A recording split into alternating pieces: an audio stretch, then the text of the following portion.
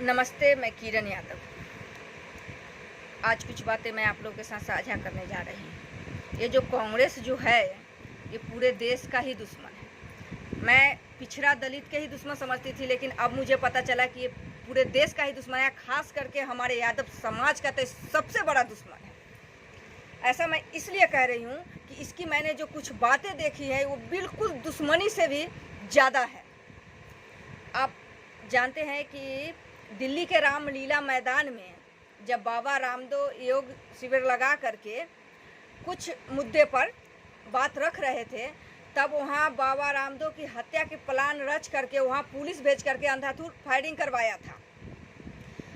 उस टाइम उसको सिर्फ टारगेट था कि बाबा रामदेव की हत्या करना, जिसमें एक महिला की भी मौत हो गई थी, आप लोगों को पता होगा।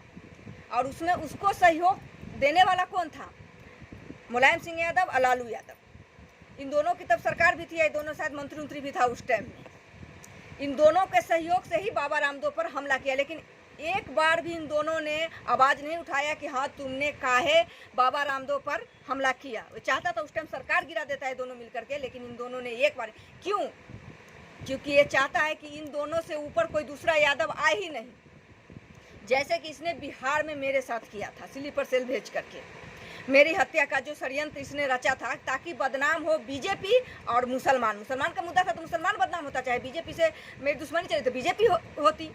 और इसमें उसको कांग्रेस को सहयोग किया था पपुआ, नीतीश कुमार और ललुआ के बेटा अंदर खाने अखिलेश यादव का भी सपोर्ट था उसको। मैं कभी भी झूठ और गलत आरोप किसी पर नहीं लगाती हूँ, बहुत सोच समझ के बातें करती हूँ मैं। देखिए, ये तो जो मेरे साथ है, आपको पता होगा कि 2016 में जैसे इसको पता चला कि किरण यादव अब आगे हो गई है हमसे, तो हमारे गवार बेटा को क्या समझेगी और पीछे छोड़ देगी। तो उसी टाइम से ये यूट्यूब के जरिए सोशल मीडिया पर एक गंदा किसी का वीडियो पर किरण यादव लिख करके चला रहा था बिहार में। क्यों? कि किरण यादव को तो किसी ने देखा नहीं है, कोई भी समझ लेगा कि ये किरण यादव है, तो ये चला रहा था खूब। ये जो अभी इसके कुछ लोग मेरे साथ जुड़े हुए थे, तो वो क्या करता ना कि खूब मुझे सपोर्ट करता और अंदर खाने पीछे से, मेरे पीठ पीछे से मेरा खूब गलत प्रचार करता, दुष्प्रचार करता। तो ये मुझे कोई जानकारी दे रहा था धीरे धीरे। तो इसी पर बात चली।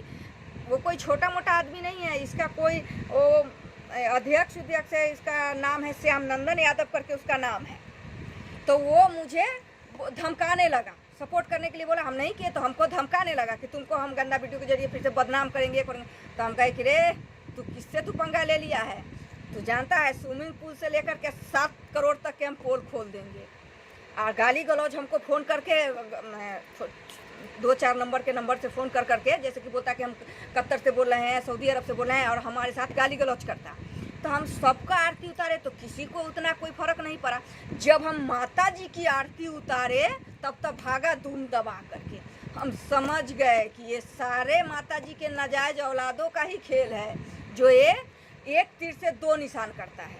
एक तरफ किरण को भी नीचा भी दिखा दे और दूसरी तरफ बीजेपी को भी नीचा दिखा दे, कि ताकि ये लोग सोचे कि लोगों में गुस्सा हो जाए कि किरण यादव पे हमला कर रहा है बीजेपी, ये देखो कितना बड़ा महिला विरोधी है। और दूसरे तरफ ये दिखाए कि किरण यादव कितना गलत है। ये 2 तरीक़ा से खेल रहा था। ऐसा नहीं कि मैंने ये बात किसी से छुपाई है। उसका जो हमको गाली गलौज कर रहा था, जो धमकी दे रहा था, उस सबका हम नंबर साझा किए हैं सोशल मीडिया पर। और जो हमारे साथ जो खेल हुआ बिहार में, या जो हमें बदनाम कर रहा था यूट्यूबर कोई भी, तो उसका हम लिखित शिकायत एसपी को दिए थे, लेकिन उस पर कोई कार्रवाई नहीं है, कोई बात नहीं है। मैं बहुत अब मैं संभल गई हूँ और धीरे धीरे मैं संभल रही हूँ। अभी उसके बाद जो मुझे करना होगा वो मैं कर दूँगी।